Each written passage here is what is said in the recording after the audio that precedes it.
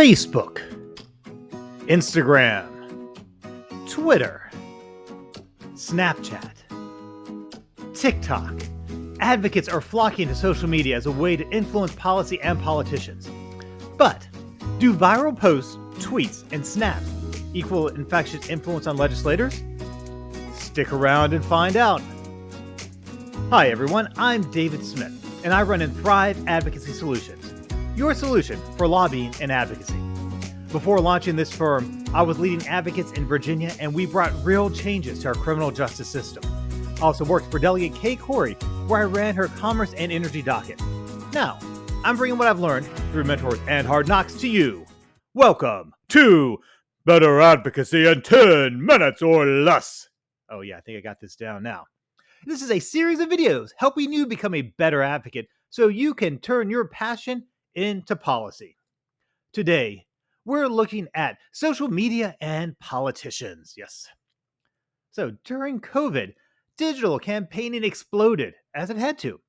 You couldn't visit electeds at their office or go to rallies or even gather petitions in traditional ways. Everyone in advocacy turned to social media and email and Zoom as the way to influence legislators. But now that COVID is several news cycles past us and masks are no longer a fashion statement and legislators have been meeting in person for a couple of sessions, does social media have the power to influence legislators like we thought it did during COVID?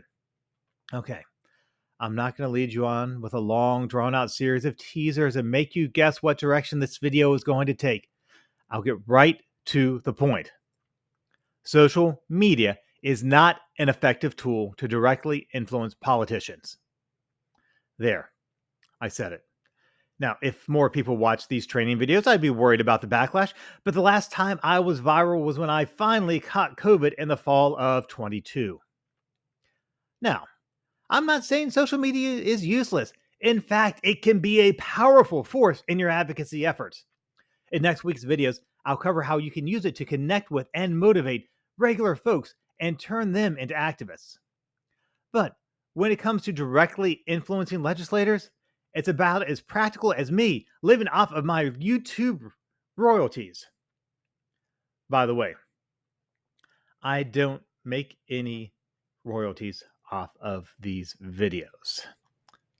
All right, so if what I'm saying doesn't mesh up with what you've heard before, let's take a look at a couple of these social media myths that you've probably heard and the truth behind them.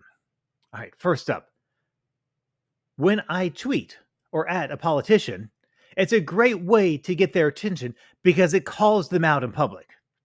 All right, let's just start right at the bat. First, no one likes to be called out in public. Do you think attempting to publicly shame a politician is going to make them more sympathetic to you or more likely to join your cause? Of course not. Now, this might motivate your base, but it's not going to motivate this elected official to support your policy. You could actually end up hurting your position. What do politicians really think about these negative callouts on social media? They see them as comedy fodder. Yup, they laugh at them. In Virginia, VPAP, the Virginia Public Access Project, which I'm a huge fan of. If you live in Virginia, you should totally check them out, does an annual mean tweet videos where legislators read and sarcastically reply to some of the absurd things people tweet at them. I'll put a link in the description and you can check it out after this video. So all this shows us that adding a politician doesn't work. But what's our next myth then? Politicians have to listen to me when I tweet at them or comment on their Facebook pages. You really have a captive audience there, don't you? Now, it's true. They can't block or ban you. In Virginia, there was even a court case about this, and the U.S. Fourth Circuit Court of Appeals ruled that comment sections on a government official, like legislators and other electeds, social media is a public forum and can't be censored. But do they actually listen to you? Probably not in a meaningful way. To be honest, I had heard more politicians and aides laughing about what people posted on social media than interacting with it in a meaningful way. Some even print them out and create walls of shame. So, They don't have to listen to you when you post on their social media. What about when your post went viral? That demands attention, right? This is different. If lots of people like or retweet or share, then you have to pay attention. But what is a lot? You're not pulling in John Legend numbers on your social media. By the way, if you are John Legend, I am a fan. Hit me up. If one of your tweets gets 100 or 1,000 or 10,000 retweets or likes, that has to mean something, right? That shows that my idea is important.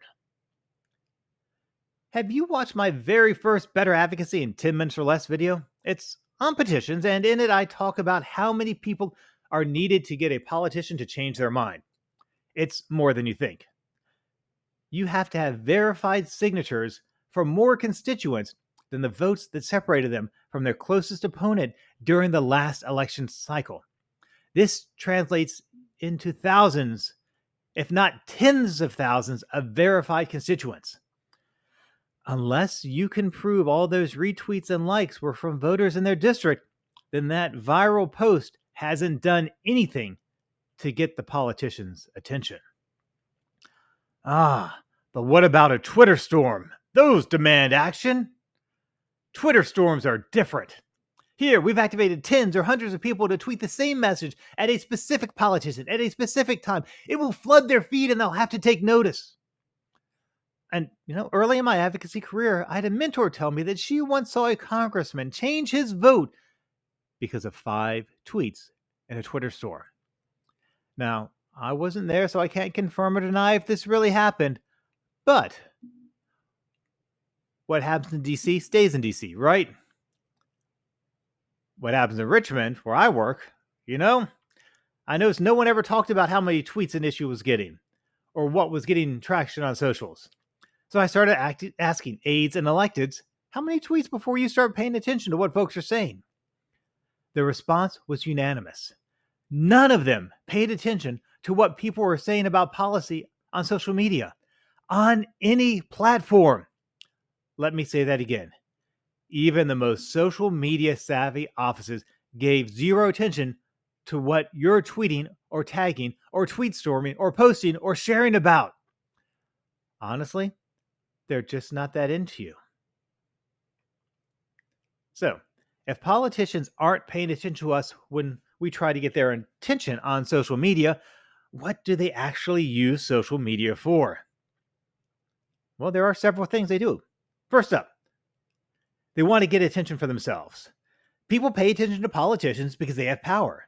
And these same politicians can use social media to share their message directly with the public, one that isn't filtered through the lens of a media that may be critical of them. Also, they might have public conversations with other public figures. Politicians like to talk, and sometimes they like those conversations to be overheard. It could be something as genteel as congratulating someone on an accomplishment, or it could be to pick a fight with a political adversary, like another politician or a columnist that oppose their views. Also, they might use it to see what other politicians and reporters are saying. Even the politicians that aren't active on social media are watching what other politicians and even some of the media are saying. They enjoy watching the drama as much as the rest of us. Now, did you notice what was missing from this list? None of these have anything to do with forming or changing their policy views. Does that mean social media is useless? Well, if you don't use it the right way, it is. And that's what we're going to cover next week. Be sure to come back next week for the next Better Advocacy in 10 minutes or less, and we'll dig into how to use social media to change policy. All right, thank you so much for watching this short training on social media and politicians. Like and subscribe to the Inthrive Advocacy channel to get notifications of new videos, and be sure to check back every Friday for a new Better Advocacy in 10 minutes or less video.